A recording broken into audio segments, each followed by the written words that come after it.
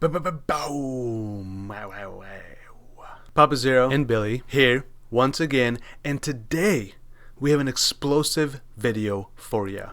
Do you enjoy detonation of the dead kind? You do? Do you enjoy foraging? Nay, scavenging for anything usable from discarded waste? Like armor scraps? Yeah, armor scraps. Alright, what if I said though, this build is so tanky you can stand still while laughing in the face of danger? That's right, I'm talking about Danger Mouse. On a more serial note, this build is fantastic for clearing.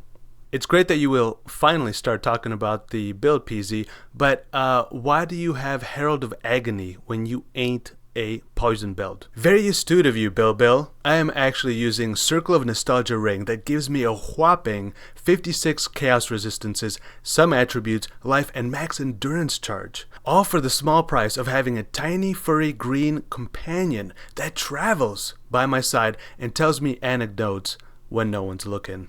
Anywho, when I saw this DD of Scavenging gem, I wanted to make a build with it, but other builds pulled me away. Fortunately, the time is nigh, and here we are. Because of how this gem works, I wouldn't recommend it for bossing, but with Val Breach it's possible, though on some bosses you do have to get lucky. That's why I didn't really focus on that and instead wanted to showcase a nice 80% Deli Map so you can see the tankiness and the damage. For the offense, it's 95% DD of Scavenging, socketed in Dial's Malefaction armor for that 30% quality, which then scales the percentage of corpses max life that does the damage. I really focused on getting as much AoE as possible so the explosions would feel very fulfilling.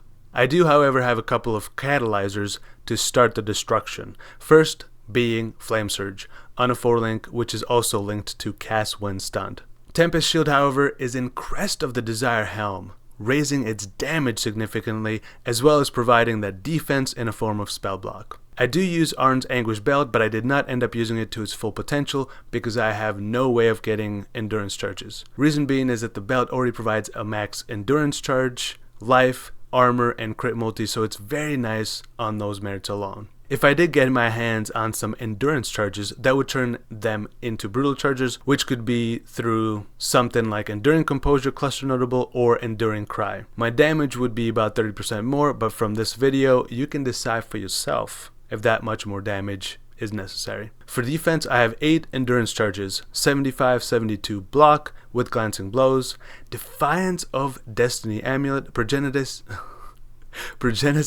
Taste of Hate, Life Recoup, Life Regen, Leech, Blood Notch, and Immutable Force Jewel combo. That's a lot.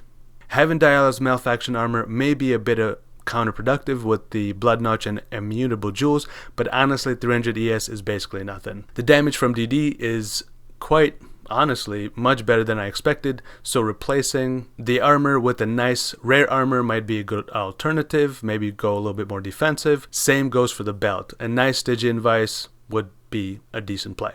At the end of the day, there are many walking simulators out there already. Not sure how this one compares, but I found it fun, and besides Val Breach and Progenesis, it's decently cheap.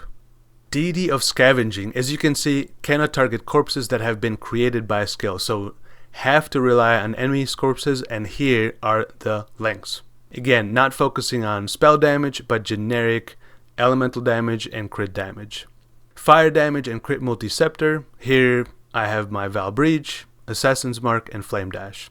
Crest of the Desire helm with Tempest Shield socketed in. Shield with endurance charge I crafted myself. If you were to dual wield another scepter, then you'd gain another like 20% more damage. Ralakesh boots for them charges. Arn's Anguish Belt, like I mentioned before. Initially I thought about making this a cast while channeling build, which then I considered using the Gluttony Belt because I'd get a lot of life gained on hit. I would have no energy shield, which would be bonus, and my physical damage reduction already comes from endurance charges, so there would be no penalty for not having any armor. Alas, this is not a CWC build, so not using it. Rare gloves, just a bit of life and some stats. Honestly, this spot is also pretty flexible. The implicits are all kind of meh for this build. Rare ring with a bit of life and stats. Could replace this with another max endurance charge ring, such as Comb's Sign. Here's the Circle of Nostalgia, ring, and since I'm focusing on generic fire damage and crit, offensive auras really don't do much, so I figured what the heck, why not use this? It has everything I want for the cost of few passive points. Before I really tested this build, I used Ashes of the Stars Amulet for that juicy damage increase. You can see about 7% more life of the corpse. But there really is no need. Flasks, Bottled Fate for damage, and the rest are defensive flasks. Before getting Progenesis and using the Granite Flask, I was using Quartz and Quicksilver. Honestly, it's all good. It depends on what content you're doing. I don't think Pious Path is the go here, but maybe that's something to explore if you tweak this build more favorably towards regen and or having more ES. But then you would have to tweak with how else you're going to be getting stunned. Yeah. If you're missing some block and need to fix that, you can easily do that with charm like this. But here are the charms I'm using. Chance to cover rare or unique enemies in Ash, Strength, Int, and AoE. AoE and effects of consecrated ground lasting for 2 seconds. Nice quality of life. I have a couple of nice rare jewels for life and damage. And the Blood Notch and Immutable Force combo. Don't forget to grab the Stun Threshold Energy Shield Mastery so you get stunned a lot. Thanks for watching. I'll see you next time with another beautiful build.